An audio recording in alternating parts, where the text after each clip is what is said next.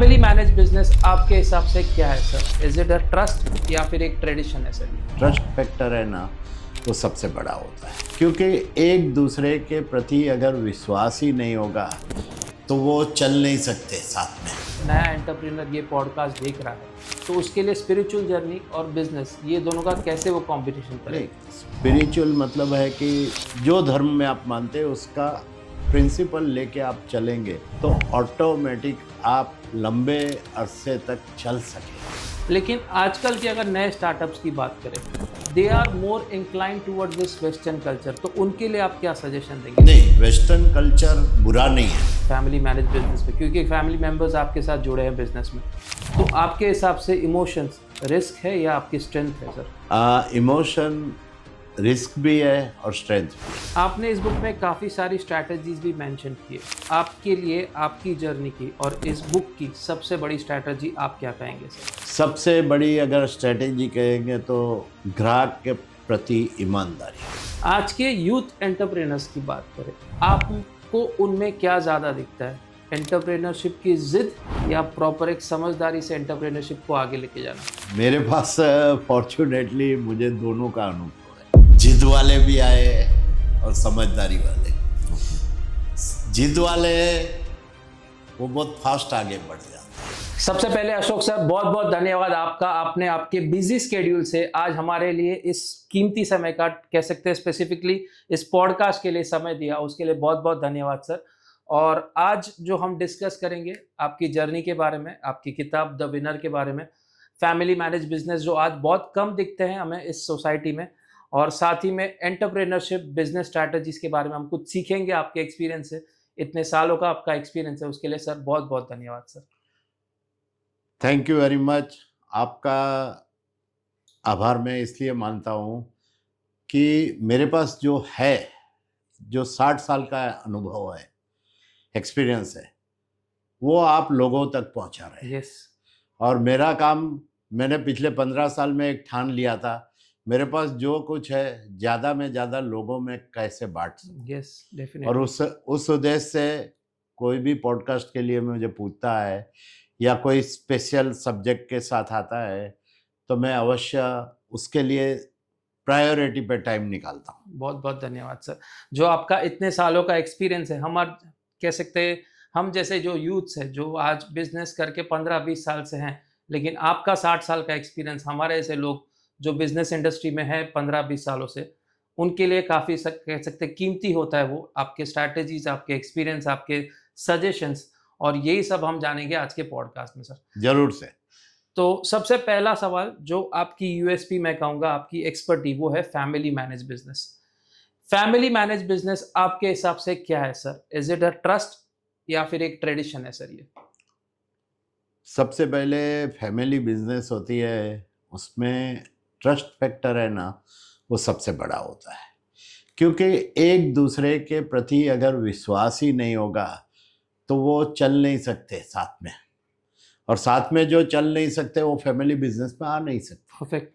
तो trust factor, trust के बाद सब कुछ आता है। ओके। ट्रेडिशन, फैमिली बिजनेस, ये सब ट्रस्ट के बाद, पहले ट्रस्ट होना चाहिए। परफेक्ट। परफेक्ट। तो इतने सालों से जब आपने फैमिली मैनेज बिजनेस को चलाया है और आज इस मुकाम पे लेके आए वी ट्रांस को, जहाँ पे वन ऑफ द कह सकते बिगेस्ट कंपनीज है in terms of logistics India में ये, लेकिन इस बिजनेस में आपके हिसाब से ऐसी कौन सी वैल्यूज थी जो आपको अपने पूर्वजों से मिली और आपने उन वैल्यूज को अभी भी आगे कंटिन्यू किया है सर? देखिए, सबसे पहले तो आपकी थोड़ी गलती है, सुधारनी पड़ेगी ओके। कि लॉजिस्टिक इंडस्ट्री में हमारे से बड़ा प्लेयर भी है। ओके। हम लोग पहले 10 में जरूर से आते हैं, लेकिन बड़ी हमारे से बड़ी कंपनियां हैं। ओके। और हमारी कंपनी को इस मुकाम पे पहुंचना, आज 67 इयर्स की जो जर्नी है वो चालू रख, मतलब पहुंचने के बाद भी अविरत चालू रखने के लिए अगर एक चीज आप बोलो तो Yes. मैं एक ही कहूँगा, हमारा जो रिलीजियस जैन धर्म, उसके प्रिंसिपल।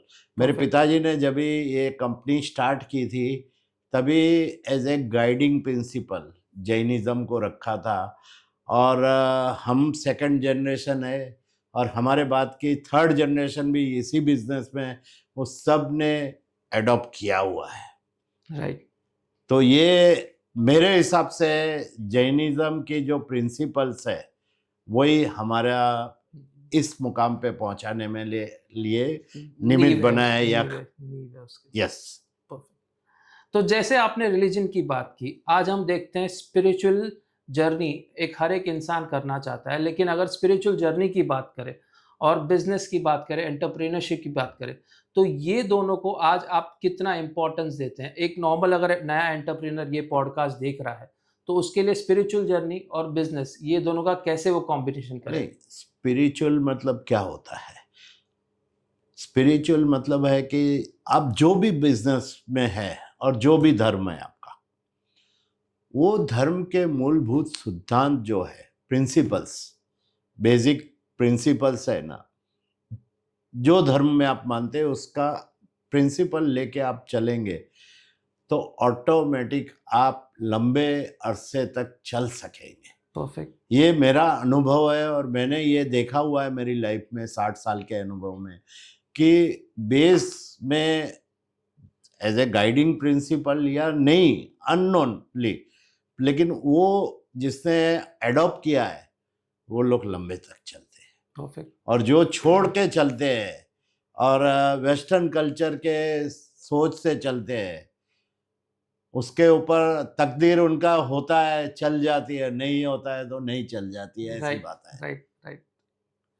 जैसे आपने इस आंसर में कहा कि वेस्टर्न कल्चर आज इंडिया में भी काफ़ी लोग कह सकते हैं प्रभावित हो चुके हैं इस कल्चर से, लेकिन जब ये कल्चर को हम बिजनेस में अपनाते हैं तो हमें कह सकते हैं जो सक्सेस रेशियो बाय डिफ़ॉल्ट आपका कम होता है। लेकिन आजकल के अगर नए स्टार्टअप्स की बात करें, they are more inclined towards this western culture, तो उनके लिए आप क्या सजेशन देंगे? नहीं, वेस्टर्न कल्चर बुरा नहीं है। ओके। वेस्टर्न कल्चर की कुछ बात ओके। बहुत ही उपयोगी है, ओके। जैसे डिसिप्लिन, टाइम मैनेजमेंट, पाबंदी, अपना वर्ड की कीमत, वो वेस्टर्न कल्चर में भी है। Right right. लेकिन जो अपने यहाँ धर्म में जो मार्गदर्शन है उसकी कमी दिखती है। राइट। तो वेस्टर्न एंड अपने इंडिया का ये कल्चर का अगर कॉम्बिनेशन करके चलेंगे तो आपको सक्सेस होने में कोई रोक नहीं सकता है। Perfect perfect. कुछ चीजें वेस्टर्न मतलब की अपनाई। अच्छाइयाँ जो है वेस्टर्न कल्चर की हमने भी अपनाई है अपने धंधे में, लेकिन हमारे गाइडिंग प्रिंसिपल में देखने जाओ तो पहले क्या है कि हमारे धर्म के सिद्धांत हैं। Right right. परफेक्ट। जैसे आपने कहा कि अब अगली पीढ़ी भी आपकी ये बिजनेस में आ चुकी है, तो जब अगली पीढ़ी ने ये बिजनेस ज्वाइन किया तो उन्होंने कितना इस बिजनेस को आगे लेके गए, या कह सकते अभी भी आपके जो पुराने ट्रेडिशंस है, जो पुराने प्रिंसिपल्स है या पुराने तौर तरीके इस बिजनेस को आगे लेके जाने का, वो उसी तौर तरीके से आगे बढ़ रहे हैं या फिर नई पीढ़ी ने और कुछ नया किया है इस बिजनेस में? सर नहीं, देखिए कोई भी बिजनेस होवे, छोटा होवे या बड़ा होवे, उसमें एक फैक्टर है ना सबसे ज़्यादा इम्पोर्टेंट रहता है और वो होता है स्टेइंग रिलेवेंट। परफेक्ट। हमने हमारे पिताजी ने जब भी स्टार्ट किया तभी के हालात देश के क्या थे, क्या इंफ्रास्ट्रक्चर था, क्या लाइसेंस राज था एक तरह का, तो उस हिसाब से उन्होंने उस टाइम पे चलाया था। परफेक्ट। उसके बाद हमारे आने के बाद हमने उस समय के जो सिचुएशन थी उसमें अपने आप को ढाल के चले। राइट। और हमारा जो नेक्स्ट जनरेशन है वो आज के संदर्भ में, जैसे उस टाइम टेक्नोलॉजी नहीं थी, आज हमारे जो जितने भी नेक्स्ट जनरेशन के लड़के हैं वो टेक्नोलॉजी में अच्छी तरह जानते हैं। हमने टेक्नोलॉजी की शुरुआत हुई थी तो शुरुआत हमारी इंडस्ट्री में आने से पहले हमने किया, मतलब एक स्टेप हम आगे गए। राइट। एडॉप्ट किया मतलब राइट। मतलब रिएक्टिव नहीं, प्रोएक्टिवली जो थोड़ा रहते हैं तो वो बिजनेस को फ्लो जो है वो स्वीटली चलता है, स्मूथली चलता है। Perfect perfect. आपकी जो लेगेसी है इस कंपनी की, आपके पूर्वजों की, in spite of carrying that legacy on your shoulders, आपने इनोवेशन को कैसे अपनी कंपनी में इन्वॉल्व किया? सर देखिए, मैंने जो अगला क्वेश्चन का जवाब दिया वही है कि स्टेइंग रिलीवेंट, तो क्या है, मेरा एक एडवांटेज मैं बताता हूँ, मैं ज़्यादा पढ़ा लिखा नहीं, और उसकी वजह से मुझे क्या है कि बैक ऑफ द माइंड है ना, ये होता था कि मैं पढ़ा लिखा नहीं, तो जहाँ कुछ जानने की सीखने की मौका मिलता था वहाँ मैं चला जाता था। परफेक्ट। तो अपने को दुनिया किस तरह से जा रही है इसके जानकारी मिलती थी, और उसके हिसाब से अपने बिजनेस में क्या बदलाव करने जरूरी है ये समझ लिया था और किया। और दूसरी बात क्या है कि मैं स्कूल टाइम में था तब ह्यूमन साइकोलॉजी की बुक पढ़ता था, परफेक्ट। और मेरा प्रिय विषय था वैसे देखने जाओ तो। मुझे तो हमारे एक बड़े संगीतकार ने यहाँ तक कहा 2-3 टाइम कि तू गलत है बिजनेस में है, और मुझे भी कई मर्तबा ये लगता है कि मैं ट्रांसपोर्ट के बिजनेस के लिए मिसफिट हूँ। ओके। लेकिन मैंने क्या है कि मेरा जो सोच थी उसमें एक्सपेरिमेंट किए हमारी कंपनी में, जब भी मेरे हाथ में बागडोर आई, और ऊपर वाले ने, इंटेंशन अच्छा था, ऊपर वाले ने सपोर्ट दिया, तो सब सफल हुए। परफेक्ट। फैमिली मैनेज बिजनेस की बात करें और एक नए स्टार्टअप की बात करें, आप दोनों में सबसे बड़ा अंतर क्या मानते हैं सर? देखिए, फैमिली बिजनेस तो जो ट्रेडिशनली चलते आते आगे से चली आती, मतलब पिताजी ने स्टार्ट किया, बेटे ने संभाला, बेटे का बेटे ने संभाला, वो फैमिली बिजनेस कहते हैं। जो भी बिजनेस में उसमें फिर जो भी समय के हिसाब से सुधार होता है वो होता है। स्टार्टअप में क्या है, स्टार्टअप मतलब क्या है कि न्यू आइडिया होती है, वो सही माने में स्टार्टअप है। और न्यू आइडिया में भी जो सोसाइटी का पेन पॉइंट है उसको एड्रेस कर रहा है, वो रियल मेरे हिसाब से startup. That is the break point. Yes, okay. क्योंकि अगर आप ट्रेडिशनल बिजनेस में और बोल देंगे हाँ मैं स्टार्टअप हूँ, तो वो मैं मानने को तैयार नहीं हूँ। परफेक्ट। कुछ नया हटके है। और आज मैं यहाँ तक कह सकता हूँ कि स्टार्टअप मतलब स्टार्टअप की परिभाषा में मेरे हिसाब से देखने जाओ तो सोसाइटी के पेन पॉइंट टेक्नोलॉजी की मदद से सॉल्व करना या एड्रेस करना, उसको मैं स्टार्टअप सही माने में मानता हूँ। परफेक्ट। परफेक्ट। आपने इस पिछले 2 से 3 आंसर में टेक्नोलॉजी का ज़्यादा वर्ड का एम्फसाइज़ किया, लेकिन अगर हम टेक्नोलॉजी या डिजिटाइज़ेशन की बात करें, इस सिक्के के 2 पहलू हैं। एक पहलू है कि यहाँ पे डिजिटाइज़ेशन से काफ़ी कह सकते हैं सब चीज़ें ईज़ी हो गई है। एग्ज़ाम्पल के तौर पे हम ज़ेप्टो या ब्लिंकिट जैसे छोटे कह सकते हैं एक छोटी चीज़ों का ऐप, लेकिन आज इतना बड़ा बिज़नेस उन्होंने खड़ा कर दिया। ब्लिंकिट की बात करें।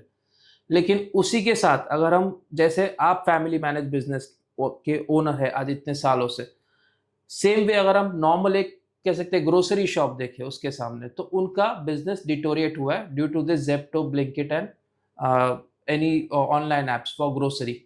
हम अगर इसी एग्जांपल को कैरी करते हैं तो आप ये सिक्के के दोनों साइड को कैसे देखते हैं?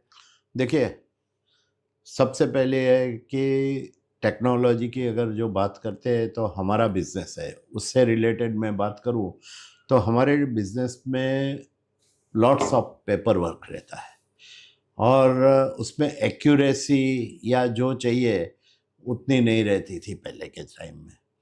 आज हमने टेक्नोलॉजी अपनाई, और संभवत ईआरपी एडॉप्ट करने वाले सबसे पहले हम थे 2004 में। हाँ, इन हाउस हमारा सॉफ्टवेयर बना था और उसके जरिए हमने ये किया था। आप मानेंगे नहीं, उस टाइम हमारे एक रीजनल ऑफिस में 7 से 8 अकाउंटेंट्स की ज़रूरत पड़ती थी, लेकिन हमने इनबिल्ट ऑपरेशन के साथ अकाउंट्स को किया था। ये वॉल्यूम बढ़ने की बावजूद भी हम 2 अकाउंटेंट से काम चला रहे थे, और एक्यूरेसी मतलब 100% थी। तो ये इसका फ़ायदा हुआ, और इसके अनगिनत फ़ायदे हैं। क्लाइंट बिहेवियर कहो या वेरियस टाइप के रिपोर्ट है, एनालिसिस है, ये सब होते हैं। और जो आपने ग्रोसरी वाले का जो बिजनेस डाउन डिटोरिएट हुआ हुआ है, है, यस। तो इसकी अगर वजह देखने जाओ तो देखिए कि समय के साथ उन्होंने कस्टमर की जो मांग थी या कस्टमर की एक्सपेक्टेशन थी उसके मुताबिक खरा नहीं उतरे हैं। वो एक कारण मैं बता सकता हूँ, क्योंकि टेक्नोलॉजी सब बाद में आते हैं, जो रिलेशनशिप होती है। आज भी मुझे कुछ लेना है तो मैं ऑनलाइन नहीं मंगाऊंगा, मैं नज़दीक के आसपास के सेप से जिसके साथ मैं रिलेशन है उसके पास जाऊंगा, 2 मिनट बात करूंगा उससे, और फिर उससे चीज़ ले परचेस करूंगा। लेकिन आज का जनरेशन है वो इजी, मतलब इजीली देखता है, तो जनरेशन गैप की वजह से ये इनका बिजनेस गया राइट है। राइट लेकिन राइट। आज भी उनको भी एक अपॉर्चुनिटी थी कि जैसे पिताजी के साथ रिलेशन है वैसे बेटे के साथ, या कोई भी ऐसे ओकेशन में। पहले क्या था कि जिसके साथ हम लोग परचेस करते हैं दुकान वाले के, उसके यहाँ शादी में हम लोग भी जाते थे, हमारी शादी में वो लोग भी आते थे। तो ये सब चीज़ें हैं वो कम हो गई, उसकी भी एक वजह। और मेन चीज़ देखने जाओ तो अपने आप को अपडेट ना करना, ये एक मुझे ये वजह आपकी लगा सोच है। कि लुक एंड फील में जो है ना, कि आज की रिक्वायरमेंट है, आज के जनरेशन की रिक्वायरमेंट है, उसमें खरे नहीं उतरे उनका बिजनेस। ऐसे आज रिटेल बिजनेस वाले मैं जानता हूँ कि जो आज भी हर साल 8, 10, 15% के रेट पे ग्रो कर रहे हैं अपना बिजनेस, ऐसे भी मैं जानता हूँ, क्योंकि उन्होंने जमाने के साथ जमाने की रिक्वायरमेंट को समझ के अपने आप को बदलाव किया। इवॉल्व किया है। तो ये इसमें दोष टेक्नोलॉजी का हम नहीं दे सकते हैं, ये अपनी सोच का कह सकते हैं, या समय के साथ ना बदलना। समय के साथ हर एक को बदलना पड़ता है, परफेक्ट। नहीं बदलना है। जब ये आपके साथ कंपल्सन हो जाता है तभी आप बदलते हैं, तो आप पीछे रह जाते हैं। Right right. और यही हुआ है। Perfect perfect. अगर हम फैमिली मैनेज बिजनेस की बात करें तो यहाँ पे अगर हम स्पेसिफिकली एक ही क्वेश्चन आपको पूछूंगा जो मेरे हिसाब से मोस्ट इम्पॉर्टेंट है, वो है इमोशंस फैमिली मैनेज बिजनेस में, क्योंकि फैमिली मेंबर्स आपके साथ जुड़े हैं बिजनेस में। तो आपके हिसाब से इमोशंस रिस्क है या आपकी स्ट्रेंथ है सर? इमोशन रिस्क भी है और स्ट्रेंथ भी है। ओके। अगर इमोशनली आप सबके साथ जुड़े हुए हैं तो काम करने की जो मज़ा आती है ना, उसमें प्रोडक्टिविटी पर पर्सन बढ़ जाती है। परफेक्ट। और रिस्क अगर देखने जाओ तो ये है कि अर्थघटन सही नहीं होता है, या कोई धारणा कर लेता है तो वो रिस्क हो जाता है। Misconception. Yes. Perfect. We trans की या फिर आपकी जर्नी की सबसे बड़ा कह सकते हैं सक्सेस रेशियो का जो एक पॉइंट बताइए हमारे ऑडियंस को कि वो पॉइंट उन्हें भी अपनी बिजनेस जर्नी में लाना चाहिए to gain this kind of success what you have gain in so much years. मैं तो एक ही शब्दों में कह सकता हूँ कि एथिक्स। परफेक्ट। एथिक्स अगर है हमारे तो बाकी सब चीज अपनी जगह पे फॉल करेगी। परफेक्ट। जो एथिक्स या गाइडिंग प्रिंसिपल है उसको आप पकड़ के चलना है, परफेक्ट। मैं ये समझता हूँ परफेक्ट। और मानता हूँ, और ये आज तक मैंने देखा हुआ। परफेक्ट। कई मर्तबा हमारे सामने कई लालचें आई, बड़े अपॉर्चुनिटी आई, जहाँ हमें गाइडिंग प्रिंसिपल से समझौता करना था, हमने नहीं किया, तो नहीं किया, वही हमारा सक्सेस का कारण बन गया। परफेक्ट। परफेक्ट। अगर आपकी किताब की बात करें, द विनर की बात करें, इस किताब को लिखने के पीछे सर आपका क्या इंस्पायरिंग पॉइंट था? और स्पेसिफिकली मैं पूछूंगा कि इस किताब के पीछे लिखने का मेन उद्देश्य क्या था सर आपका? देखिए, मैं फैमिली रन बिजनेस या एसएमई सेक्टर के लिए 2003 या 2002 से काम कर रहा था, परफेक्ट। और वेरियस सेमिनार, ये वर्कशॉप या ये अटेंड करता था। और मेरी जो सोच थी कि भाई देखो, एक तो बड़े कॉरपोरेट है, उनके पास डिपार्टमेंट है, सब कुछ है, उनके लिए कुछ आपको करने की आवश्यकता नहीं है, वो अफोर्डेबिलिटी भी है। दूसरी बात एमएसएमई तो वो कुछ हद तक ठीक है, लेकिन एसएमई जो है उनके लिए कुछ कर, तो एसएमई के लिए हमने किया कि एसएमई को गाइड करने वाला ये कि कुछ नहीं है, तो हमारी एक संस्था है कच्छ कॉर्पोरेट फॉर, उसके जरिए हम लोग एसएमई के सेक्टर में काफ़ी काम करते थे। और उस सिलसिले में उस बीच में 2015 में उसकी काफ़ी नोट्स मेरे पास थी, और मेरी ये आदत थी नोट्स बनाने की, तो करता थे। तो मुझे एक बैक ऑफ द माइंड था कि आज जो देश में समस्या चल रही है उसका क्या वजह है। तो समस्या का हल ढूंढते ढूंढते एक चीज पे मैं अटका कि आज की अगर समस्या है तो एक ही है, वो है अनएम्प्लॉयमेंट। परफेक्ट। और अनएम्प्लॉयमेंट है वो क्यों है, एक स्टेप आगे गया, ये क्यों है, वाई। राइट। तो वाई का जवाब मुझे मिला कि आजकल एंटरप्रेन्योर्स है, एंटरप्रेन्योर्स फैमिली है, वो फैमिली के बेटे बिजनेस में आने की जगह पे नौकरी कर रहे हैं। राइट। तो ये नौकरी करके अभी एक आदमी, एक एंटरप्रेन्योर्स, अभी मैं अगर नौकरी करता हूँ तो 50 लोगों की नौकरी छीनता हूँ, परफेक्ट। डायरेक्ट नहीं इनडायरेक्ट, यस। बरोबर। यस। लेकिन मैं अगर अपना एंटरप्रेन्योर स्टार्ट करता हूँ, मेरा खुद का बिजनेस, डायरेक्ट इनडायरेक्ट मैं शुरुआत के दौर में 50-100 आदमी को नौकरी दे सकता हूँ। राइट। उसके बाद जैसे भी प्रोग्रेस होता है बढ़ सकता है, बरोबर। तो ये चीज दिमाग में थी और उसके कुछ पॉइंट्स मैंने लिखे हुए थे। 2015 में ऐसा हुआ कि हमारे जो हाल के आचार्य जी है उनका चातुर्मास मिला मेरे गांव में, और मेरा घर 8 फुट की दूरी पे है, हमारे यहाँ पास में। ओके।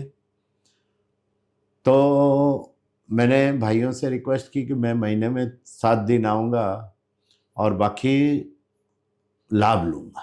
परफेक्ट। तो इस तरह से मैं चातुर्मास के लिए 4 महीने के लिए गांव गया। मैंने 2012 में, ये 2015 की बात है, 2012 में मेरी वाइफ को कहा था कि इनका नेक्स्ट अभी अपने को इनका चातुर्मास मिलेगा, और जब भी मिलेगा मैं 1 महीने का उपवास करूँगा, मास खमण बोलते हैं। यस। तो तभी तो हंस दिए थे मतलब मेरी बात को। जब भी हुआ, और मैंने 19 अगस्त 2015 से उपवास चालू किया, पहले दिन, दूसरे दिन, तीसरे दिन 3 उपवास हुआ। बोले क्या इरादा है आपका? बोला मास खमन का मैंने प्रॉमिस किया था 2012 में, आप लोग भूल गए, मैं नहीं भूला हूँ। नहीं आपका याद है हमें, लेकिन आप सीरियसली करने वाले हैं?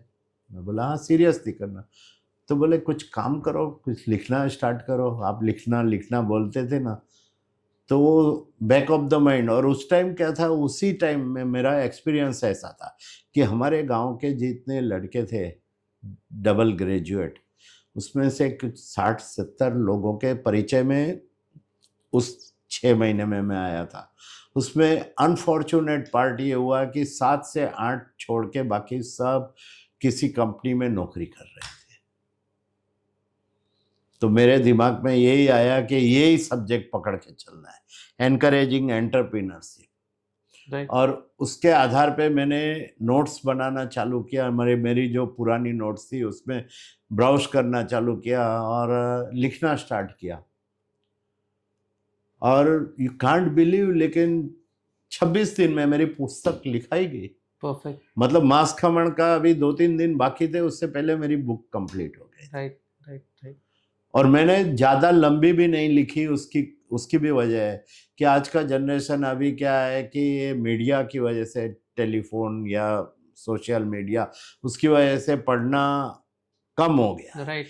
तो बुक की साइज देख के पढ़ना या नहीं पढ़ना वो डिसीजन लेता है, इसलिए छोटी रखने का किया।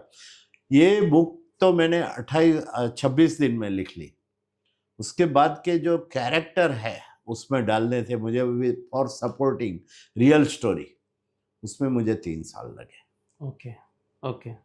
तो इस तरह से मेरी बुक मैंने लिखी, वजह थी एनकरेजिंग एंटरप्रेन्योरशिप, बस। परफेक्ट। इस बुक की पीछे की सबसे बड़ी साइकोलॉजी क्या है? साइकोलॉजी मतलब आपका स्पष्ट सब। विनर, ये जो टाइटल आपका हाँ है बुक का, इसके पीछे, ये टाइटल रखने के पीछे साइकोलॉजी क्या है सर आप? हाँ, ये साइकोलॉजी अगर देखने जाओ तो इसकी भी बहुत अच्छी स्टोरी है। बुक लिख दी, सब कुछ हो गया, अभी इसका टाइटल हम लोग ढूंढ रहे थे। तो मैंने काफी लोगों से बात की थी इसके बारे में कि इसका एप्रोप्रिएट टाइटल मुझे नहीं मिल रहा है। फिर एक दिन अपने ex railway minister Dinesh Trivedi और हम बैठे थे एक जगह पे, तो मैंने उनसे बात किया, बोला तेरे बुक में है क्या? मैंने बोला इस तरह से। अरे बोला सिंपल, द विनर। परफेक्ट। और उन्होंने बोला, उसके बाद फिर मेरे दिमाग में भी लाइट हो गई, बत्ती हो गई कि द विनर, क्योंकि विनर वही होता है जो जीतता है। और जिंदगी में अगर आपको जीत प्राप्त करनी है तो आप एंटरप्रेन्योर्स के हिसाब से आप कर सकते हैं, सर्विस में आप कभी भी विनर नहीं बन सकते। परफेक्ट।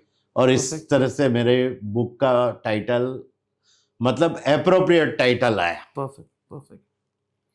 अगर इस बुक को यूथ को पढ़ना है, आज की स्टार्टअप्स को पढ़ना है, आज के एंटरप्रेन्योर्स को पढ़ना है, तो एक सबसे बड़ा कारण आप क्या बताएंगे कि इंस्पायर करेंगे उन लोगों को जिन उनको ये बुक पढ़नी चाहिए? देखिए, मैं एक उदाहरण के तौर पे देखूं तो यहाँ अगर किसी व्यक्ति को बिजनेस स्टार्ट करना है तो किस तरह से करना है, क्या क्या फैक्टर राइट। हो गए, कैसे आगे बढ़ना है, ये सब मार्गदर्शन मैंने छोटे से दिया है, मतलब शॉर्ट में दिया है, लंबा नहीं लिखा है। उसकी परफेक्ट। वजह है कि डिटेल में नहीं गया हूँ, बरोबर है। परफेक्ट। और डिटेल में चाहिए तो मेरे पास और एक सपोर्टिंग में एक डिटेल बुक है 400 पन्ने की, ओके। वो डिटेल में है, मेरे ओके। एक दोस्त ने ही लिखी थी राइट। इस। राइट। तो एक है, और इसमें भी एक चीज देखनी है तो एक विडो की स्टोरी है जो, ओके। या मेरे पिताजी की स्टोरी है, ये Okay. दोनों पढ़ लेंगे, जॉब वापस मिलेंगे। कि विडो के 4 बच्चे थे, यंग एज में विडो हो गई। भारत में बच्चों को स्कूल में भेजने के पैसे नहीं थे, किसी रिश्तेदार की वजह से यूएसए जाना हुआ। यूएसए जाके उन्होंने कैसे अपने आप को, अपने बच्चों को सेट किया, और आज सब मिलियनर और बिलियनर कैसे बने, वो है। तो वो आप पढ़ेंगे तो आपको पूरा जॉब मिल जाएगा। मतलब पहले बुक पढ़ना है और फिर ये दो स्टोरी है ना, वो पढ़ लो और उस पे सोचो कि अभी आपको क्या करना है, बस परफेक्ट। आप विनर बन सकते हैं। परफेक्ट। इस बुक में काफ़ी सारी केस स्टडीज़ आपने लिखी है सर, और काफ़ी सारे स्टेटमेंट्स हैं जो इंस्पायर करेंगे हमारे यूथ को। लेकिन आपके हिसाब से इतनी सारी जो आपने केस स्टडीज़ यहाँ पे लिखी है, उसमें से आपके लिए कौन-सी एक ऐसी केस स्टडी आप कह सकते हैं हमारी ऑडियंस के साथ शेयर करेंगे, जो उनके लिए भी टर्निंग पॉइंट हो सकती है? जो उनके अभी एंटरप्रेन्योर बताया ना आपको, that is the same story. Same story, okay. Okay. Zaverben और केकेशा। ओके। ये दोनों स्टोरी हमें पढ़नी चाहिए। 2 स्टोरी आप पढ़ ली तो बस हो गया आपको। परफेक्ट। और मेरे पिताजी की स्टोरी में तो ये है कि 9 साल की उम्र में मुंबई आए थे, 6 महीना बिना पगार के काम किया, 2-4 टाइम खाना मिलता था। परफेक्ट। और 6 महीने के बाद 7वें महीने से 5 रुपया पगार था, उसमें 1 रुपया खुद के लिए रखते थे, 4 दादी माँ को बेचते थे। और वहाँ से ये विजय ट्रांसपोर्ट 1958 में स्टार्ट करने तक की जर्नी पढ़ लेंगे तो आपको आपे ही पता चलना है। और उसके बाद की भी स्टोरी है, राइट। मतलब उनकी लाइफ की स्टोरी है, वही काफ़ी है। मतलब रियल एंटरप्रेन्योर्स की स्टोरी। राइट। और इंस्पायरिंग स्टोरी तो जवेरबेन की स्टोरी, वो परफेक्ट। इंस्पायर करेंगी कि वो एक विडो औरत अपने 4 छोटे बच्चे के साथ यूएसए आकर अगर ये कर सकते हैं तो हम क्या है, परफेक्ट। हमारी स्ट्रेंथ क्या है, ये आप सोचना पड़ेगा। परफेक्ट। आपने इस बुक में काफ़ी सारी स्ट्रैटेजीज़ भी मेंशन किए। आपके लिए आपकी जर्नी की और इस बुक की सबसे बड़ी स्ट्रैटेजी आप क्या कहेंगे सर? सबसे बड़ी अगर स्ट्रेटेजी कहेंगे तो ग्राहक के प्रति ईमानदारी। परफेक्ट। ये एक चीज रखेंगे ना कि ग्राहक के रिक्वायरमेंट क्या है उसको अंडरस्टैंड करके उसको करेक्ट सही माने में सॉल्यूशन देना, परफेक्ट। बस। परफेक्ट, यही एक सबसे बड़ी स्ट्रैटेजी होनी चाहिए। इस बुक को अगर किसी यूथ को पढ़ना है तो इस बुक को पढ़ने के बाद कितनी पॉइंट ऑफ व्यू से उसकी एंटरप्रेन्योरशिप कह सकते हैं ग्रो होगी in terms of growing the business? Growing the business में एक है कि अगर एंटरप्रेन्योर्स है, वो अगर समझो स्टार्टअप कर रहा है तो पूरा मार्गदर्शन इसमें दिया हुआ है कि स्टार्टअप अगर आपको बिजनेस करता है, फंड कहाँ से आएगा, क्या करना है, कैसे करना है। अगर एंटरप्रेन्योर्स की बात करें सर, आपके ज़माने में एंटरप्रेन्योरशिप में क्या फ़र्क था जो आज आपको नहीं दिखता है? क्या ऐसा एक पेन पॉइंट था जो आज के एंटरप्रेन्योर्स में आपको नहीं दिखता है सर? देखिए, हमारे टाइम में बहुत सारा फर्क है, एक फर्क नहीं है, बहुत सारे फर्क है। सबसे बड़ा फ़र्क आपके हिसाब से? सबसे बड़ा फर्क उस टाइम का क्या था कि इंफ्रास्ट्रक्चर या गवर्नमेंट पॉलिसी, वो सबसे बड़ा फर्क है। आज है ना, इजी फ्रेंडली है सब, फाइनेंस अगर चाहिए तो भी इजीली मिलता है। इंफ्रास्ट्रक्चर देखो तो A1 क्लास का अभी हो गया है, राइट। तो ये फर्क है। और माइंडसेट में अगर देखो तो क्या है कि पहले हार्ड वर्क था, आज स्मार्ट वर्क का जमाना है। परफेक्ट। पहले लोग क्या है कि ज़्यादातर एक दूसरे का सपोर्ट करके एक दूसरे के साथ मिलके चलते थे, आज अकेला आदमी चल रहा है, ये मुझे फर्क लगा। परफेक्ट। जैसे मैं इसके पहले के क्वेश्चन में आपको पूछ रहा था कि पोस्ट पेंडेमिक हमने देखे काफ़ी सारे एंटरप्रेन्योर्स, सोलो स्टार्टअप्स हमें दिख रहे हैं। इस सोलो स्टार्टअप्स की जर्नी में या सोलो एंटरप्रेन्योर्स की जर्नी में आपको क्या ज़्यादा दिखता है, पैशन या एक सर्वाइवल मोड? नहीं, पैशन दिखता है, पैशन जरूर से दिखता है, लेकिन क्या है कि उनको सही दिशा अगर जिसको मिल जाती है वो सक्सेस भी होते हैं, और सही दिशा नहीं मिलता है, सिर्फ पैसा कमाने की दृष्टि से या ये करता है, उनको मैंने फेल होते देखा हुआ है। परफेक्ट। उस फेल होने के पीछे का कारण? फेल होने के पीछे का अगर कारण देखने जाओ तो देखो, एक तो ऑब्जेक्टिव क्या है, आपका ऑब्जेक्टिव है ना, वो ज़्यादा मायने रखता है। हेतु, बिजनेस में बोलते हैं ना, आपका हेतु क्या है, आप क्यों बिजनेस करना चाहते हो या क्यों स्टार्टअप करना चाहते हो। तो हेतु जो ऑब्जेक्टिव है उसमें कहीं भी लोगों के तकलीफें या सोसाइटी के पेन पॉइंट्स को एड्रेस करता है जो, तो वो उसका ये ध्येय नहीं होता है कि मुझे इसमें बहुत सारे कम पैसा कमा, पैसा बाय डिफॉल्ट वो बोलते हैं ना बाय कि प्रोडक्ट। बाय प्रोडक्ट आता है।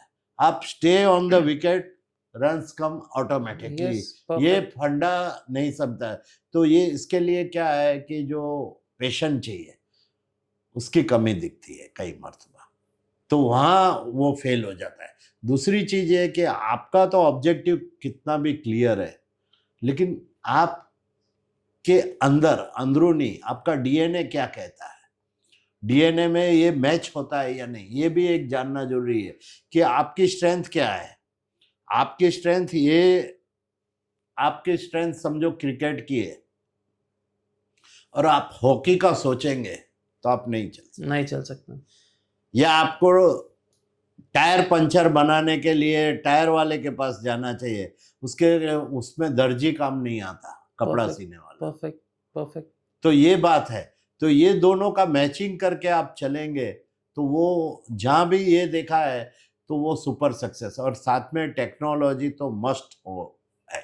आज क्या है कि टेक्नोलॉजी के जरिए अगर पेन पॉइंट हमारा दूर हो जाता है कहीं भी, तो ये पब्लिक एज ए लार्ज जो बेनिफिशियरी है ना, वो चीज़ें ज़्यादा चल रही है। परफेक्ट। आपने जब आपकी जर्नी की शुरुआत की एज एन एंटरप्रेन्योर या 1958 में जैसे आपके फादर ने ये कंपनी की शुरुआत की, उस समय कंपटीशन कॉम्पिटिटर्स काफ़ी कम होंगे इस फील्ड में।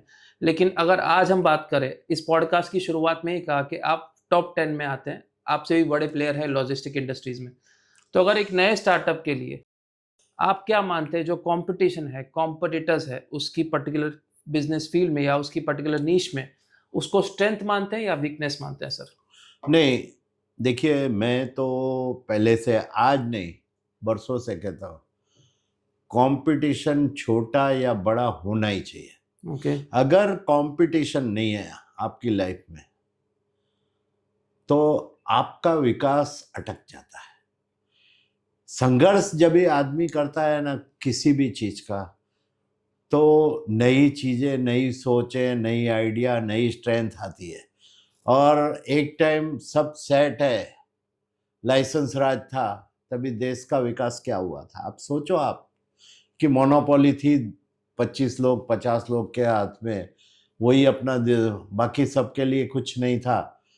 और इसका बेस्ट उदाहरण अगर आपको देना है तो 2 कंपनी का दे सकता हूँ मैं। एक हिंदुस्तान मोटर्स और दूसरा प्रीमियर। उन्होंने क्या है, कंपटीशन नहीं होने की वजह से उनकी गाड़ियों की बिकती थी, लेकिन जो कमियां थी या उसमें सुधार करने की उन्होंने कभी आवश्यकता नहीं, आज उनका नामो निशान नहीं रहा। नहीं है। लेकिन उस टाइम अगर कंपटीशन होती तो ये दोनों कंपनियां जिंदा रहती थी। परफेक्ट। ये मेरा मानना है। परफेक्ट। और मैंने, मतलब ऐसे मेरे पास बहुत सारे उदाहरण हैं। कंपटीशन की बात कर रहे हो, कोडक, उसने इन्वेंशन किया था ये जो आज मोबाइल में आपको दिखता है, वो बरोबर है। राइट। लेकिन उसने बोला कि मेरे पास ही रखूं, ये पब्लिकली नहीं। तो क्या हुआ, आज कहाँ नाम निशान है। नोकिया देखो, सबका ये अपने सामने ही उदाहरण है ना। राइट। ये 4 कंपनियों का उदाहरण से आपका सवाल का जवाब आ जाता है मेरे ख्याल से। परफेक्ट। आज के यूथ एंटरप्रेनर्स की बात करें, आपको उनमें क्या ज्यादा दिखता है? एंटरप्रेनरशिप की जिद या प्रॉपर एक समझदारी से एंटरप्रेनरशिप को आगे लेके जाना? मेरे पास फॉर्चुनेटली मुझे दोनों का अनुभव है। ओके। जिद वाले भी आए और समझदारी वाले। ओके। जिद वाले वो बहुत फास्ट आगे बढ़ जाते हैं, परफेक्ट। और समझदारी वाले आगे बढ़ते हैं, फेल नहीं जाते, लेकिन स्लो उनका प्रोसेस, ये देखा है मैंने। ओके।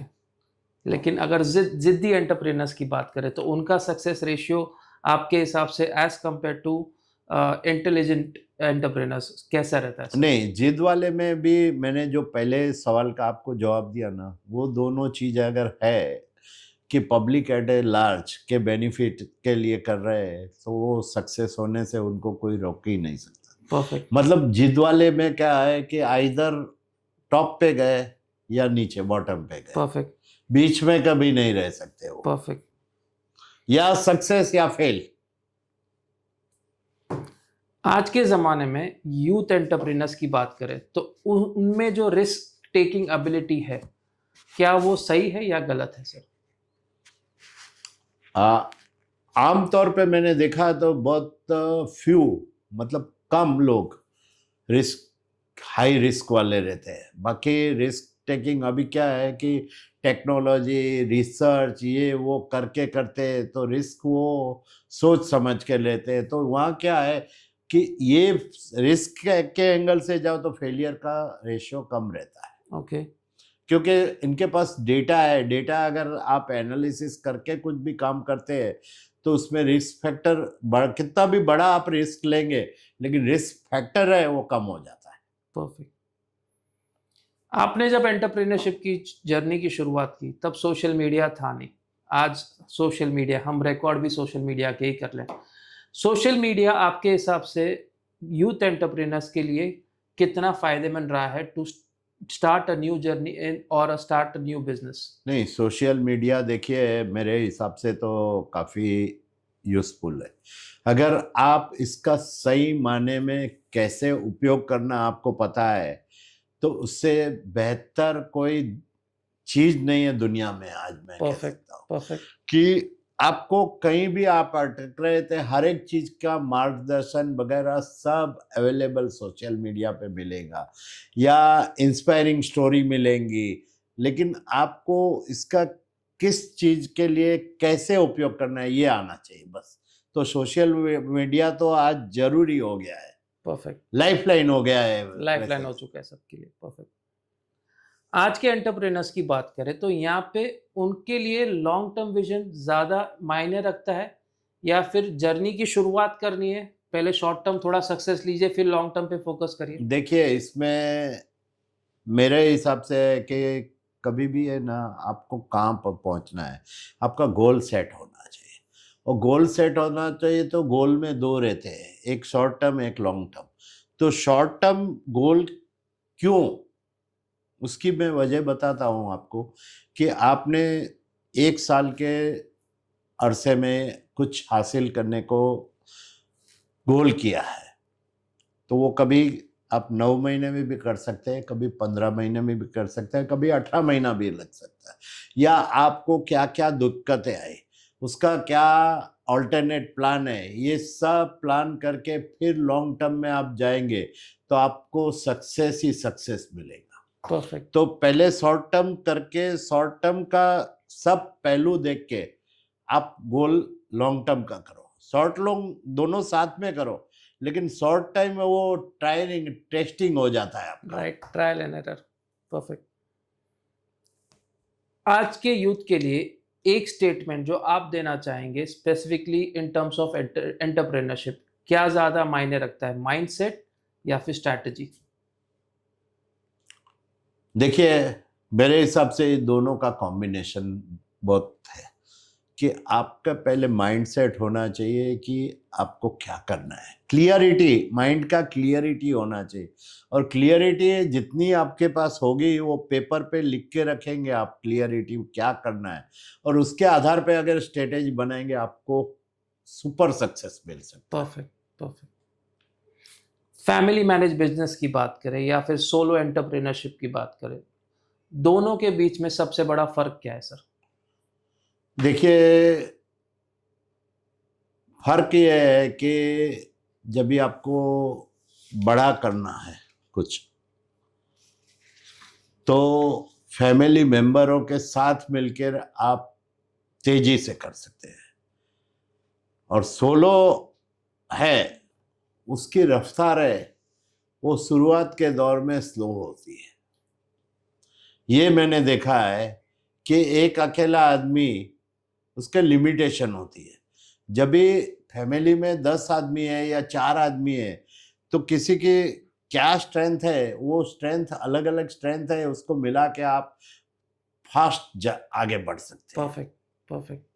जो सोलो में एक आदमी में 32 लक्षण, वो नहीं होना पॉसिबल, मुमकिन नहीं है। Right, right.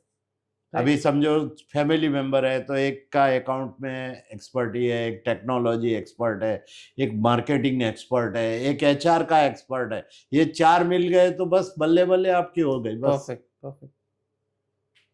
स्ट्रैटेजीज की बात करें, जो बिजनेस स्ट्रैटेजीज आपने इस बुक में भी लिखी है, जो आपके एक्सपीरियंस से आपने इतने सालों में आपके बिजनेस में अप्लाई की और आपने इतना सक्सेस अचीव किया है, आपके हिसाब से बिजनेस स्ट्रैटेजी डेटा बेस्ड होता है या फिर इंट्यूशन?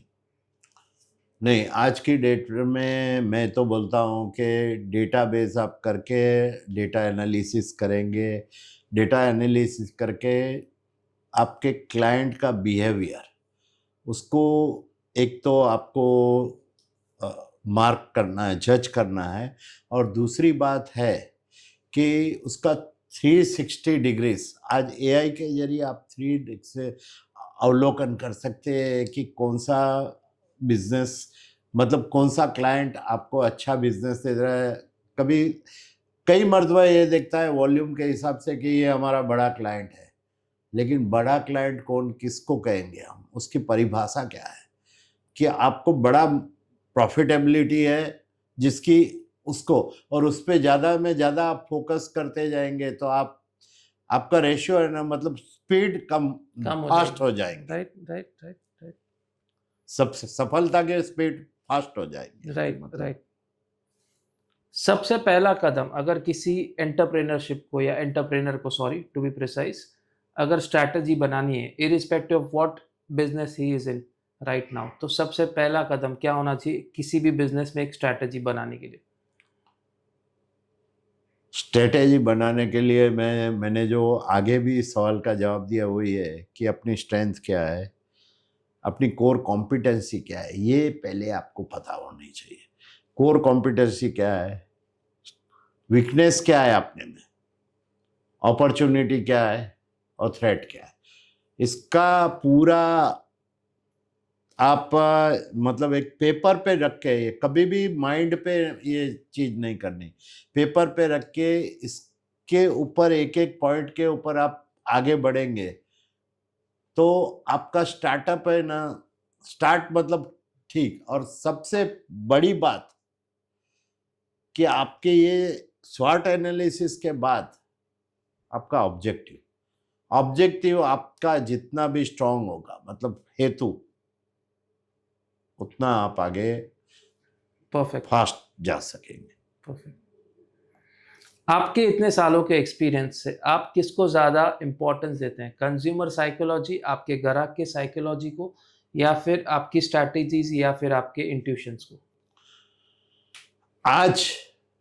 आज अगर आपको बिजनेस में आगे बढ़ना है या जिंदा रहना है तो कस्टमर की रिक्वायरमेंट वो सबसे बड़े इम्पोर्टेंट है। क्यों कि आज हर फील्ड में अलग अलग तरीके से जो कंपटीशन आ रहा है, वो कंपटीशन में अगर आपको सरवाइव करना है तो आप क्लाइंट की रिक्वायरमेंट या क्लाइंट क्या चाहता है आपसे वो समझ लिया।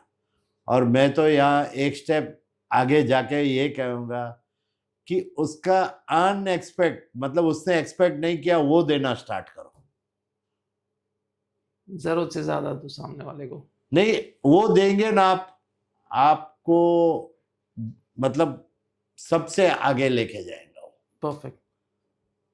कल को उसकी यही रिक्वायरमेंट आएंगी, लेकिन आपने शुरुआत की है तो आपके साथ रहेगा वो। परफेक्ट। कॉम्पिटिटर्स की बात करें, अपने कॉम्पिटिटर्स से एक कदम अगर हम कॉन्स्टेंटली आगे रहना चाहें बिजनेस में, तो एक ऐसी कोई सलाह?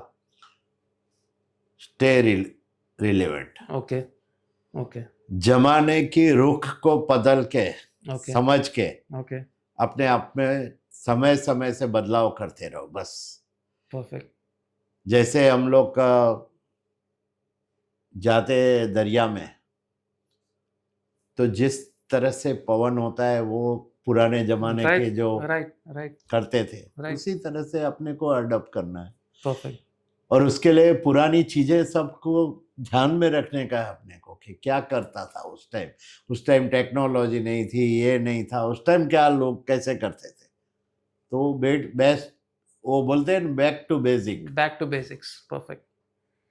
आज हम देखते हैं एंटरप्रेनर्स ज़्यादा करके सब स्ट्रैटेजीज बोर्ड रूम में डिस्कस करते हैं और बोर्ड रूम में उसके एनालिसिस के पॉइंट ऑफ व्यू से एक डिसीजन पे आ जाते हैं। आपके इतने सालों के एक्सपीरियंस से आप किसे ज़्यादा एम्फोसाइज करते हैं, बोर्ड रूम स्ट्रैटेजीज को या फिर ग्राउंड रियलिटी को? मैं ऑलवेज, आज नहीं, मैं जब से बिजनेस पे आया था ग्राउंड रियलिटी से रखता हूँ कि स्ट्रेटेजी आपकी कुछ भी होगी लेकिन ग्राउंड रियलिटी की आपको जानकारी नहीं है, ग्राउंड से नहीं जुड़े रहेंगे। आपको एक छोटा सा उदाहरण देता हूँ। प्लीज दीजिए सर। कई मर्तबा आप बिजनेस स्कूल में जाते हैं, कुछ सिखाते हैं लोग, लेकिन वो बिजनेस स्कूल वालों को आज अगर नौकरी लेनी है कहीं तो मिलती है? नहीं मिलती है। क्यों नहीं मिलती है? कह सकते हैं सबसे बड़ा कारण है कंपटीशन।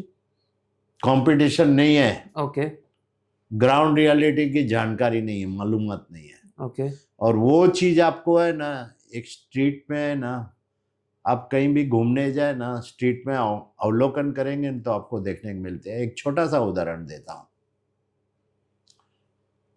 अपना अपोलो बंदर पे एक कपल जा रहा था। कपल जा रहा था तो एक छोटा सा बच्चा 8-10 साल का, वो बेगर आया उसके पास मांगने लगा, तो बंदे ने उसको बोला शर्म नहीं आती है, ये गाली गलौज करके भगा दिया। उसके बाद 2-3 मिनट उसने सोचा, साथ में उसकी वाइफ चल रही थी। अभी वो घूम के आया, उसके अरे माई कुछ दे दे, माई कुछ दे दे, और इतना कहा तो वो क्या है, लेडी ने उसके हस्बैंड को बोला कि इसको कुछ दो। वही हस्बैंड बरोबर, और उसने दिया इसको मिला, और जाता था तो बाकी बेगर्स इसको वो छीनने को आ गए, तो सबसे वो बचा बचा के अपने मकाम पे पहुंचा। वहां उसका छोटा भाई या साथीदार बैठा था, उसके कान में जाके उसने कहा कि देख, वो मैडम को तू रिक्वेस्ट करेगा तो कुछ ना कुछ मिलेगा तेरे को। तो इससे क्या सीखने मिलता है कि पहले अगर आपको बात करनी है तो डिसीजन मेकर से करो। यहाँ डिसीजन मेकर थी इसकी वाइफ। ये आपको बोर्ड रूम में या आपके क्लासरूम में नहीं सिखाएंगे। दूसरा, आपके पास जो है उसको प्रोटेक्ट करते सीखो, वो उससे सबसे फाइट करे। और तीसरा, कोलैबोरेशन, कि अपने साथीदार को भी जो आपको बेनिफिट मिला है वो आपके साथीदार को तक भी पास करो। तो ये कहाँ आपको बोर्ड रूम में या इसमें स्ट्रैटेजीज में नहीं मिलेगा आपको। परफेक्ट। बोर्ड रूम में जो मैंने तो ये देखा है कि बोर्ड रूम में जो बात करते हैं ना, वो एसी कैबिन में बैठ के एसी में से आते हैं, राइट। उनको ग्राउंड रियलिटी के बारे में अगर 10 क्वेश्चन पूछे ना तो 8 में वो फेल हो सकते हैं। हाँ, जो नीचे से ऊपर आया है उसको ये सब मालूम है, जो मालूमात करके आया है उसको सब मालूम है। बाकी अदर थिंग, स्ट्रेटेजी है, सब कुछ है, लेकिन जब तक आप ग्राउंड रियलिटी से वाकिफ नहीं होगे तब तक कोई भी स्ट्रेटेजी चलने वाली नहीं चलने वाली। परफेक्ट। आखिरी सवाल इस बिजनेस स्ट्रैटेजी के सेक्शन में आपको पूछना चाहूँगा, लॉन्ग टर्म स्ट्रैटेजीज जो आप बिल्ड करते हैं, आपने सालों से कुछ स्ट्रैटेजीज बिल्ड की होंगी जो आपके कंपनी की नींव मैं कह सकता हूँ, लेकिन आज इस फास्ट वर्ल्ड में उन स्ट्रैटेजीज को आप कैसे इनको देखिए, स्ट्रेटेजी आपके है ना लॉन्ग टर्म शाश्वत जो है ना, वो आपके गाइडिंग प्रिंसिपल होने चाहिए। बाकी स्ट्रेटेजी समय के साथ आपकी चेंज होती जा रही है, क्योंकि एक ही स्ट्रेटेजी पे कोई भी बिजनेस चल नहीं सकता। और उसका उदाहरण है कि हॉकी का हमारा 1939 से कितने साल तक स्वर्ण पदक हमको देना मिलता था, और उसके बाद फिर हम ओलंपिक से मतलब क्वालिफाई होने से भी अटक गए जब भी टफ आई तब, बरोबर है, और अभी थोड़ा ऊपर आए हैं। Right right right. तो ये क्या हुआ कि उनकी एक ही स्ट्रेटेजी थी तो वो नहीं चली, समय के हिसाब से बदलाव नहीं किया उन्होंने अपने आप को, राइट राइट, सिचुएशन के हिसाब से। हमारी टीम थी, इंडिया की टीम, क्रिकेट में भी वही देखा कि हमारे देश में आके लोग हमको हरा के जाते थे। यस। और आज क्या है, आज वहां जाके हम मार के आते। वो स्ट्रेटेजी, समय के साथ अपने आप को बदलाव करो, बस ये सबसे बड़ी स्ट्रेटेजी है। परफेक्ट। आपकी किताब में आपके अचीवमेंट्स कई सारे मेंशन है सर, यहाँ पे आपको काफ़ी सारे अवार्ड्स भी मिले हैं आपकी जर्नी के 70 सालों में, लेकिन स्पेसिफिकली मैं आपको पूछना चाहूँगा कि ये जो किताब में आपके इतने सारे अवार्ड्स, इतने सारे कह सकते हैं अचीवमेंट्स हैं, उनमें से सबसे प्रेस्टिजियस आप किसको गिनते हैं सर? अगर सबसे प्रेस्टिजियस की बात करें तो transport personality of the year का 2010 में सियाट ने शुरुआत की थी, और उसमें सबसे पहला अवार्ड मुझे मिला transport personality of the year का। ये सबसे बड़ा करता हूँ, और उसके बाद आता है तो वो है जो गुजरात के जो हमारे चीफ मिनिस्टर, नहीं, चीफ मिनिस्टर थे, उनको मिलने के बाद उनको मिला था मैं, राइट, 2013 में, राइट, और बुक का उद्घाटन यूएसए में उनके हाथ से हुआ, राइट राइट, वो बुक। राइट। ये सबसे बड़े 2 अचीवमेंट्स आपके। वी ट्रांस की हिस्ट्री की बात करें सर, वी ट्रांस की हिस्ट्री में ऐसा कोई टर्निंग पॉइंट या ऐसा कोई कह सकते हैं इंस्पायरिंग स्टोरी आप हमारी ऑडियंस के साथ शेयर करना चाहेंगे जिससे उस टर्निंग पॉइंट ने आपके बिजनेस को एक अलग लेवल पे लेके गए सर? नहीं, अलग पॉइंट पे ले जाने की स्टोरी बहुत सिंपल है कि 99 में इंटरनेट का आगमन हुआ और एक सेमिनार में मैं गया था। तो इंटरनेट के जरिए क्या क्या हो सकता है उसकी संभावना की बात की, और तब से दिमाग में ये चल चल गया। उस टाइम हमारा कंप्यूटराइजेशन हमारा 1985-86 के दौरान हो गया था, शुरुआत हो गई थी कंप्यूटर की। और 1990 में हमारी जो रसीदें थी वो कंप्यूटर पे बढ़ती थी, सब कुछ हो रहा था। लेकिन वो लैंग्वेज जो थी उसमें एक्यूरेसी ऑफ रिपोर्ट नहीं था। तो रिपोर्ट की एक्यूरेसी न होने की वजह से हमने उस 99-2000 के दौरान विजुअल बेसिक, क्योंकि हमारा जो उससे पूर्व का जो था वो सॉफ्टवेयर ऐसा था कि आप एक गोडाउन है, उसके 40 दरवाजे, एक दरवाज़ा खोलो तो बाकी के 40 के 40 खुल जाते थे, मतलब डेटा यहाँ से वहाँ चले जाते थे, तो डेटा इंटैक्ट नहीं रहते थे। वही थी कमियाँ। विजुअल बेसिक में ये आई, तो विजुअल बेसिक में आई तो मैंने ट्रायल के लिए विजुअल बेसिक के जो मेरे रिपोर्ट थे वो इंटरनेट के जरिए ऊपर, मतलब इंटरनेट पे अपलोड करना स्टार्ट किया।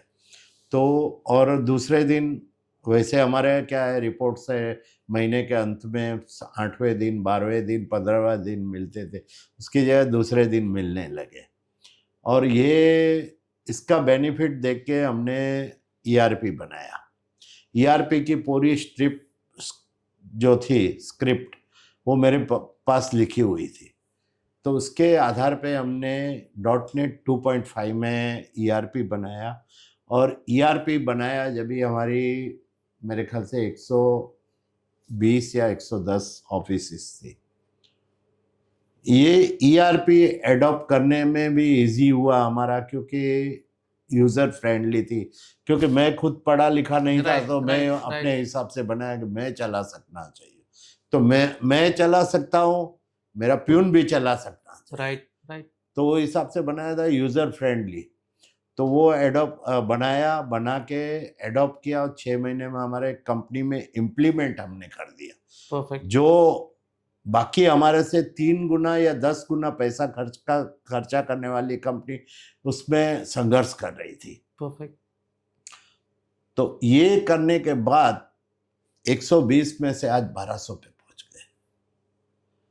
तो ये मैं तो एक बोलता हूँ कि टाइमली या एडवांस में टेक्नोलॉजी को एडॉप्ट करना और टेक्नोलॉजी को गले से लगा के आगे बढ़ना, टेक्नोलॉजी, ये सबसे बड़ा टर्निंग। तो ये टर्निंग पॉइंट मैं कह सकता हूँ। आज जो हमारी कंपनी की साइज है, और आज तो एआई के जरिए और भी हम लोग फास्ट कर सकेंगे। Right, right. अभी हमने शुरुआत की है एआई की, और इसमें जो वेरियस हमको हमारे जो आज के पॉइंट, अभी ये साइज होने के बाद भी पेन पॉइंट तो रहते हैं, यस। क्योंकि देखो छोटे का छोटा रहता है, बड़े का बड़ा रहता है। Yes, yes. तो आज जो पेन पॉइंट है उसको हम लोग एड्रेस करेंगे एआई के जरिए, और आने वाले दिनों में उसका भी अच्छा परिणाम मैं देख सकता हूँ। परफेक्ट। आप काफी सारी ऑर्गेनाइजेशन से जुड़े हैं। इस पॉडकास्ट की शुरुआत में भी आपने केसीएफ का जिक्र किया यहाँ पे। इस ऑर्गेनाइजेशन के बारे में बताइए, और किसी एंटरप्रेन्योर को इस ऑर्गेनाइजेशन से जुड़ना है तो कैसे जुड़ सकता है सर? देखिए, केसीएफ का शुरुआत का जो कि हुई थी 1995-96 के दौरान, और इसका एक ही था कि लोगों को ट्रेडिशनल बिजनेस पे से हमारी कम्युनिटी को कॉर्पोरेटाइजेशन करना।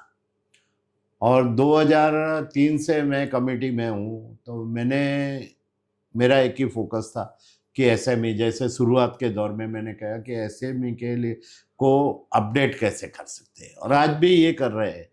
और उसमें क्या है कि प्रायर टू कोविड हमारी कम्युनिटी के अलावा हम लोग नहीं एंटर, लेकिन आज हमारे पास इस प्लेटफॉर्म पे सभी कम्युनिटी के लोग हैं मेंबर, और मेंबरशिप फीस भी हमारी कुछ नहीं के बराबर है, 6,000 रुपया पर मंथ है, पर ईयर है। उसमें से मिनिमम 12-15 प्रोग्राम होते हैं फिजिकल। अभी एक टाइम था कि हमने 27 प्रोग्राम जब भी ऑनलाइन किए थे एक साल में, वो ऑनलाइन का टाइम था 2020 के दौरान। 2020 के दौरान, राइट। और इसमें एक से बढ़ना वेरियस सब्जेक्ट, एचआर का हो, फाइनेंस का हो, शेयर मार्केट का हो, स्ट्रेटेजी का हो। अभी हमारा है लीडिंग फ्रॉम द बैक, 14 तारीख को है। ओके, उसमें भी क्या है कि आप एसएमई है या एमएसएमई है, आपको अगर कॉर्पोरेट बनना है तो आपका माइंडसेट क्या होना चाहिए, आपको क्या चेंज करना चाहिए अपने आप में, यही सब्जेक्ट पे। और जो हमारे स्पीकर आ रहे हैं, जिन्होंने टाटा कंपनी 500 करोड़ के जब भी लॉस में थी तभी उनको जिम्मेदारी दी और 560 करोड़ प्रॉफिट में 3 साल में लेके आए, वो आदमी को हमने मतलब बुलाया है। बढ़िया। मतलब ऐसे लोग आते हैं। और हमारे प्लेटफॉर्म पे, इस प्लेटफॉर्म पे आज तक अगर बड़े नाम चाहिए तो केवी कामत या शिव खेरा या हिंदुजा ब्रदर्स, ये सब आ चुके हैं। ओके, ओके, क्योंकि हमारा ऑब्जेक्टिव क्या है कि हमारे कुछ लेना नहीं है, देना है। Right, right. और देने की भावना से जो काम करते हैं उसमें सक्सेस मिलती है। मैं अलग अलग 4 ऑर्गेनाइजेशन से जुड़ा हूँ। एक केसीएफ है, उसके Yes. बाद जीतो, Yes. 2007 में जन्म हुआ, जन्म से मैं जुड़ा हुआ हूँ। 4 साल डायरेक्टर रह चुका हूँ, 2 साल as a membership committee chairman और 2 साल as a vice president. Okay, तो वहाँ भी वो जैनों के लिए संस्था बनी है, राइट। और जैनों के बेनिफिट का 360 डिग्रीज बेनिफिट के लिए काम कर रही। उसके अचीवमेंट अगर मैं कहूँगा तो एक ही कह सकता हूँ कि इतने शॉर्ट स्पान में, आज 17 साल में 20,000 प्लस हमारे मेंबर है। लेडीज विंग और यूथ विंग के 50,000, मतलब हमारे साथ हमारी जो तादाद है 1.25 करोड़ आदमी पूरे विश्व में। राइट। उसमें से हमारे जो मेंबर है उसके पर फैमिली या पर मेंबर 4 आदमी पकड़ो तो समझो ना, अपना 2 लाख लोग जुड़े हुए 2 हैं से 2.5 हमारे लाख, साथ डायरेक्ट। Perfect, perfect. तो ये जीतो है। तीसरा है हमारा महाजन। राइट, मतलब हमारे जिस गांव से है उसका महाजन में मैं ट्रस्टी हूँ। ओके, और वहाँ भी हमने काफ़ी इनिशिएटिव।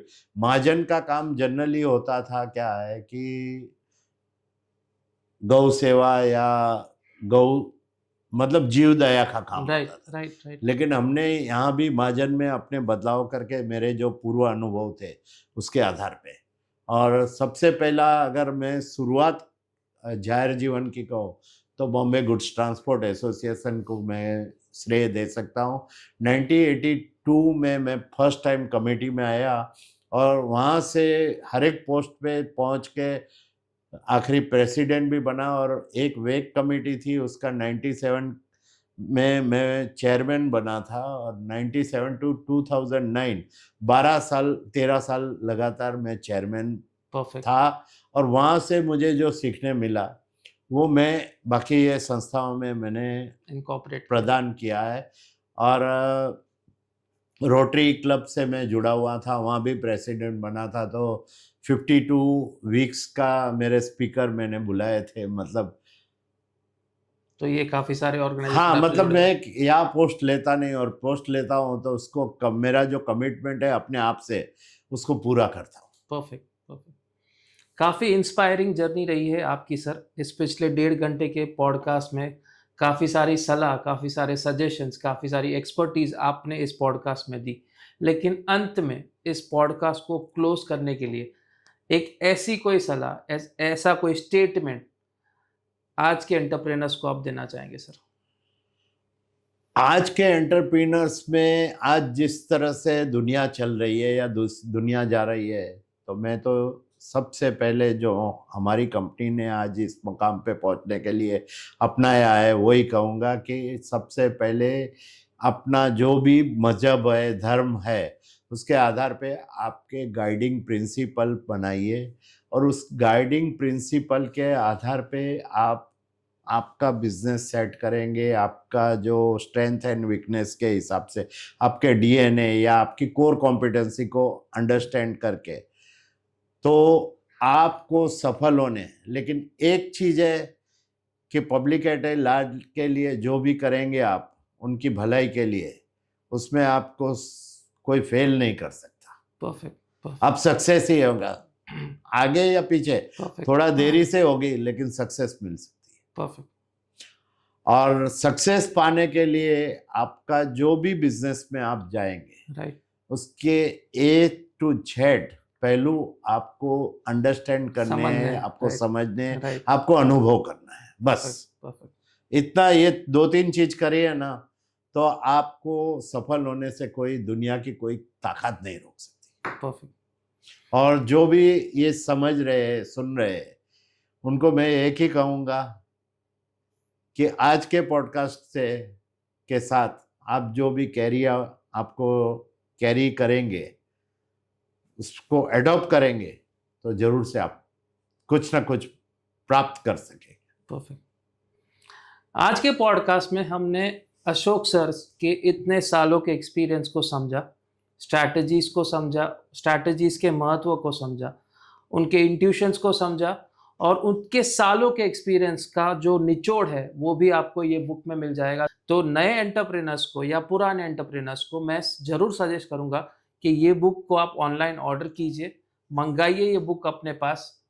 ये बुक ऑनलाइन नहीं है, मैंने नहीं रखी है। मैंने सिर्फ जो आगे बढ़ना चाहता है इनको मेरी ओर से मैं कॉम्प्लीमेंट्री यहाँ बैठ के मेरे ऑफिस में देता हूँ। अभी सेकंड वर्जन आएगा इसमें, जो अपडेटेड वर्जन वो रखेंगे हम। लेकिन पहली जो मैंने कुछ कॉपियाँ 2000 करीब छपवाई थी वो सिर्फ कॉम्प्लीमेंट्री बांटी है। मुझे इससे कोई पैसा नहीं कमाना है, मुझे लोगों तक ये चीज़ पहुँचानी है, बस। ठीक है। आज के पॉडकास्ट में हमने अशोक सर के इतने सालों के एक्सपीरियंस को समझा, एक्सपर्टीज को जाना, उनके कह सकते हैं एक्सपर्टीज से कौन से ऐसे पेन पॉइंट्स हैं जो आपके बिजनेस में आपको इंक्लूड करने चाहिए।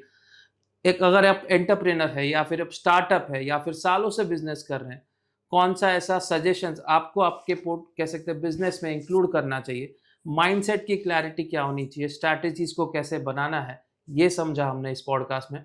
और साथ ही में काफ़ी सारी केस स्टडीज हमने समझा, काफ़ी सारे एग्जांपल्स दिए सर ने कि कैसे उन कंपनीज ने समय के साथ अपने आप को नहीं बदला और आज उन कंपनीज का नामो निशान नहीं है। तो अंत में एक ही चीज़ कहूँगा जो सर ने पूरे पॉडकास्ट में कई बार रिपीट किया कि समय के साथ अपने आप को बदलो, समय के साथ चलो, तभी जाके सक्सेस आपको मिलेगा। इतना मैं इस 1.5 घंटे के वार्तालाप में सर के साथ समझाऊं कि जितना आप समय के साथ चलोगे, जितना आप अपने समय के साथ अपने आप को बदलोगे, उतना ही आप सक्सेस को पाओगे। तो बहुत बहुत शुक्रिया सर, आपने आपका कीमती समय दिया और इस नए यूथ को, नए एंटरप्रेनर्स को, स्टार्टअप्स को, पुराने एंटरप्रेनर्स को अपनी एक्सपर्टीज, अपनी गाइडेंस के थ्रू गाइड किया, उसके लिए बहुत बहुत धन्यवाद sir. Thank you very much. मेरा जो आज का पॉडकास्ट है किसी की लाइफ में कुछ बदलाव करे, मेरे लिए सबसे बड़ी यही भेंट होगी। Yes, thank you sir. Thank you. Thank you.